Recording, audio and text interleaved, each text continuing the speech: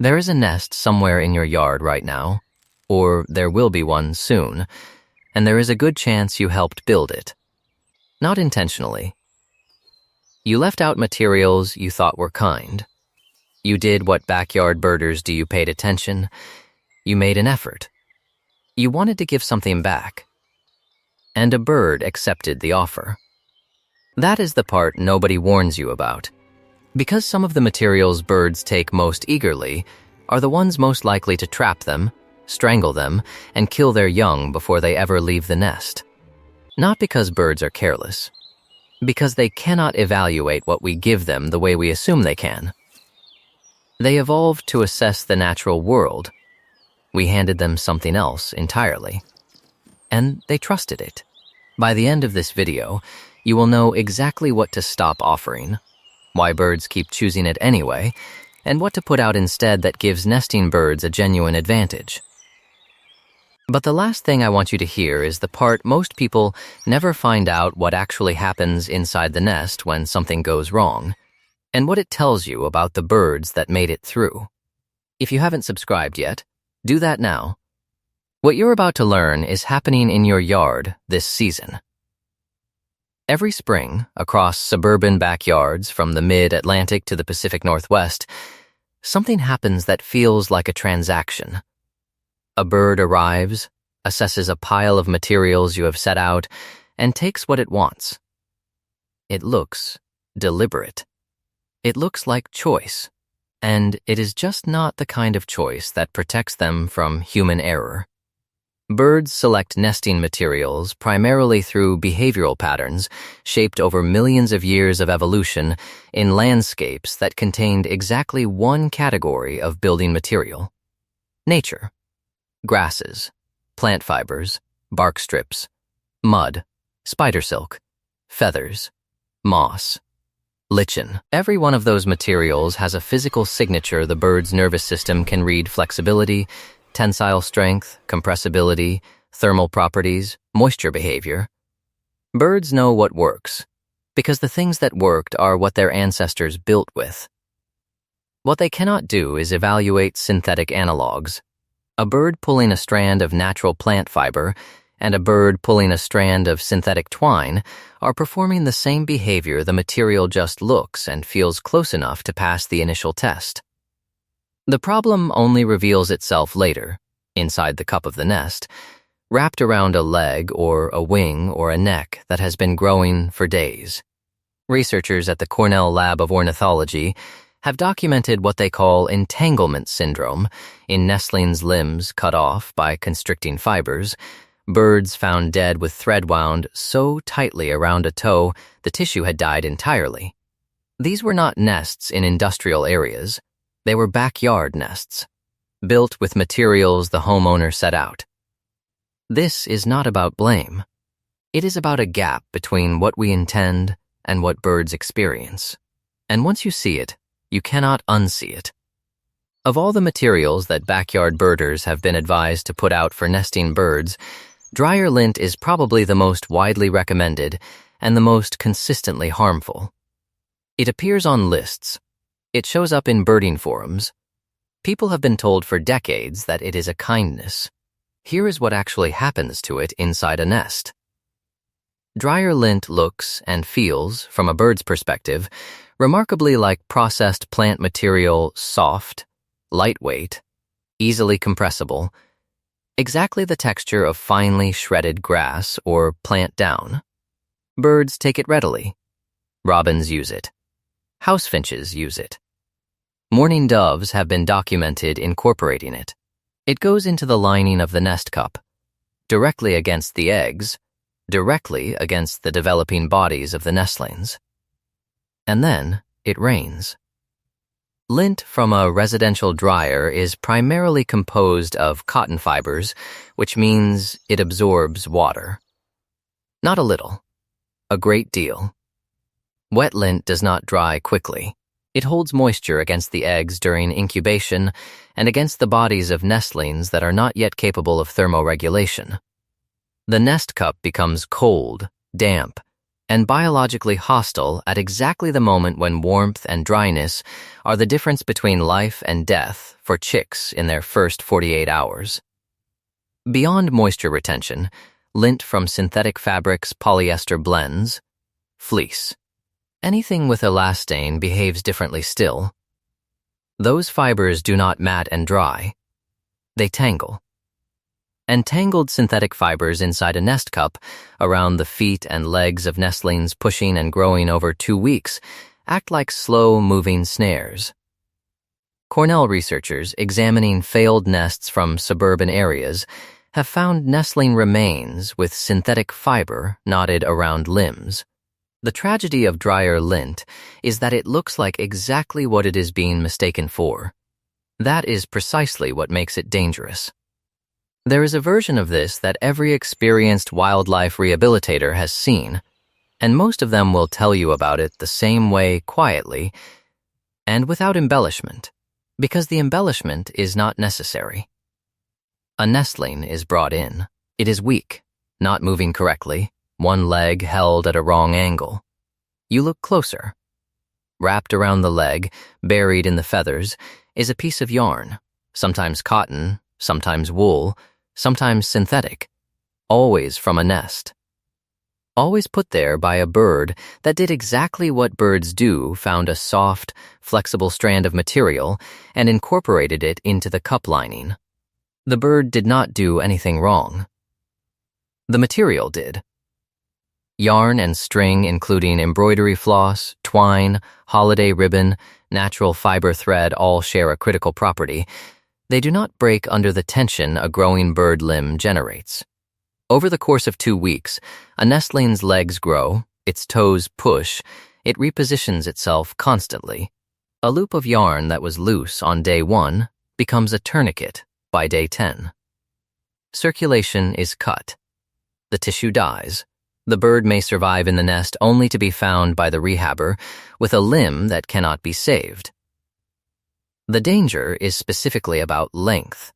Researchers studying entanglement in passerine nestlings have found that strands longer than approximately 4 inches present the highest risk long enough to wrap, to form a loop, to tighten as the bird grows. Strands shorter than 2 inches are generally passed through the nest without causing harm.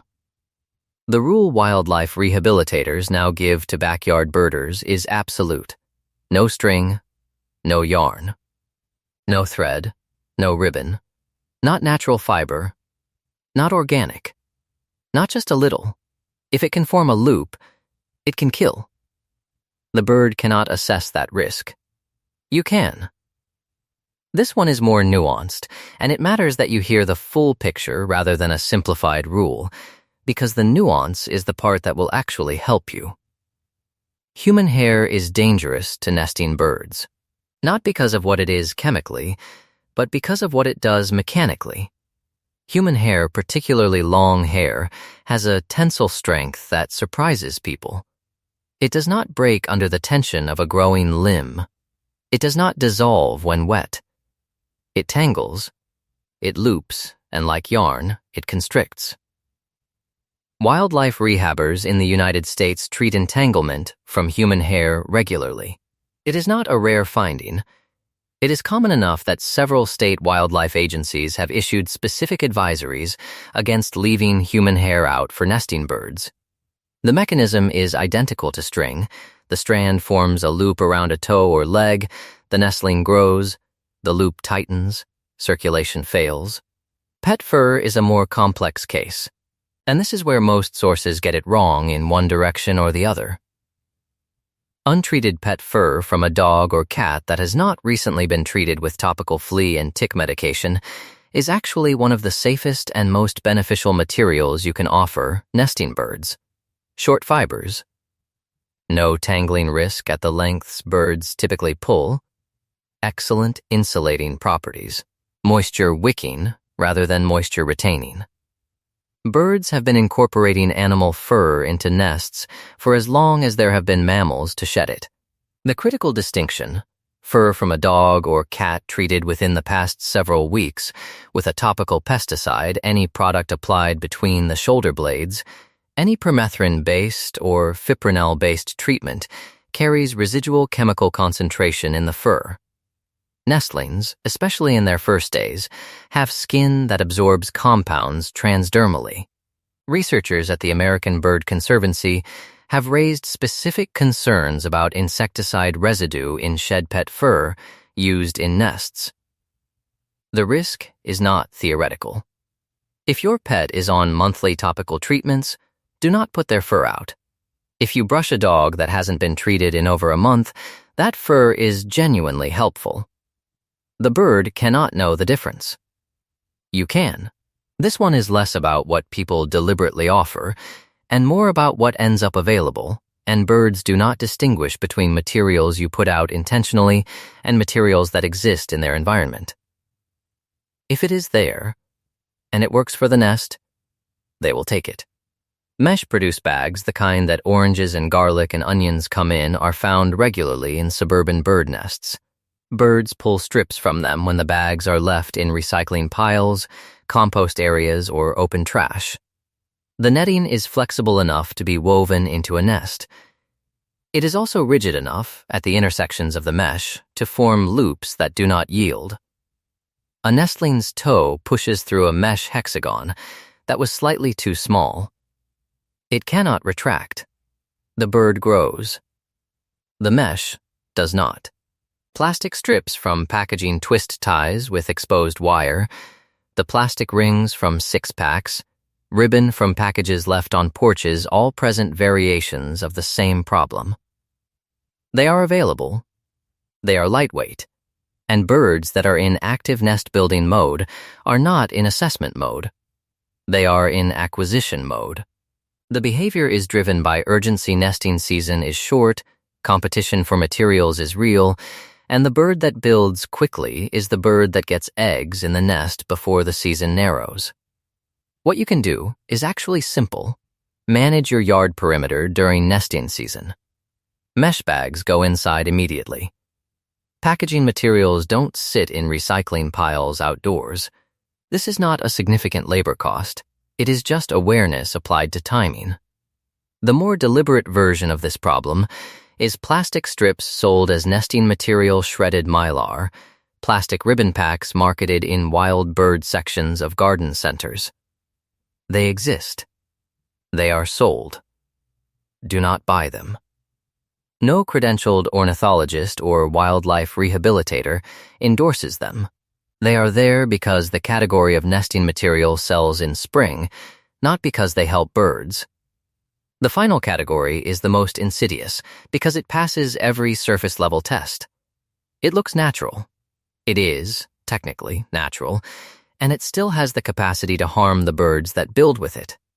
Commercially sold nesting material sold in craft stores, pet stores, and some bird supply retailers often consists of natural fibers jute, sisal, coconut fiber, raffia that have been processed, bleached, or dyed.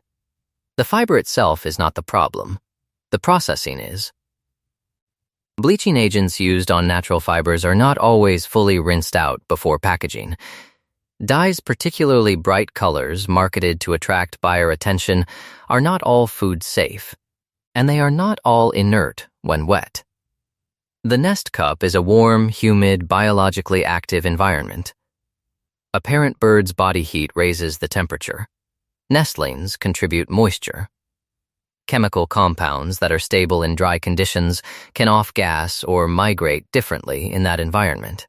There is not yet a definitive study tracking commercial nesting material dye compounds through nestling mortality that specific research has not been done at scale. What exists is a pattern of observations from wildlife rehabilitators noting chemical dermatitis in nestlings from certain commercial materials, and a precautionary stance from the Cornell Lab and American Bird Conservancy that recommends unprocessed, undyed, natural materials only. The rule is not complicated. If a natural material has been commercially processed, assume it has been altered in ways the bird cannot detect and you cannot see. You now know what to stop. Here is what to start, or what to keep, if you are already doing it right. The materials that wildlife rehabilitators, ornithologists, and Cornell's Project Feeder Watch researchers consistently endorse are the same materials birds have been building with for millions of years.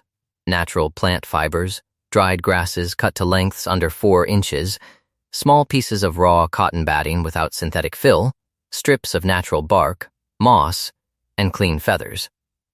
If you find a feather in your yard and it is dry and intact, you can leave it. Birds will find it. Some specific additions that backyard birders report success with: dried pine needles, undyed natural raffia cut short, dried moss placed in a small mesh holder, and clean leaves allowed to mat slightly at the base of a shrub. None of these require a purchase. Most of them require only that you stop cleaning your yard quite so aggressively in the 2 weeks before nesting season begins.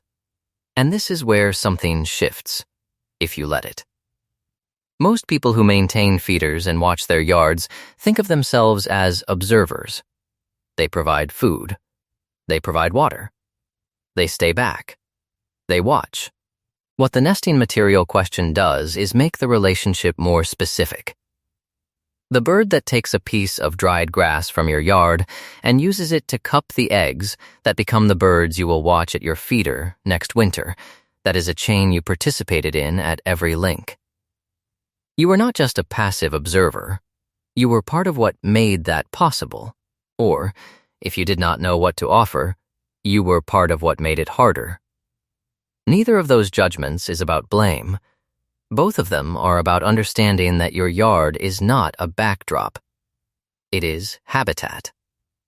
And habitat quality is determined by the choices of the person who manages it. The birds that are nesting in your yard this spring did not choose you arbitrarily. They assessed the territory. They found the food source, the water, the shelter, the accumulated evidence that this space was safe and resource-rich. Then they built something inside it that they could not protect once it was inside the nest cup. The materials in that cup were the one variable they could not control. You can control it. Now you know how. I want to know if you have ever found a nest in your yard and if you had any idea what materials were in it. Leave it in the comments. If you have ever seen something go wrong with a nest, tell me that too. Those stories matter, and they help everyone watching understand what is actually at stake in a backyard in spring.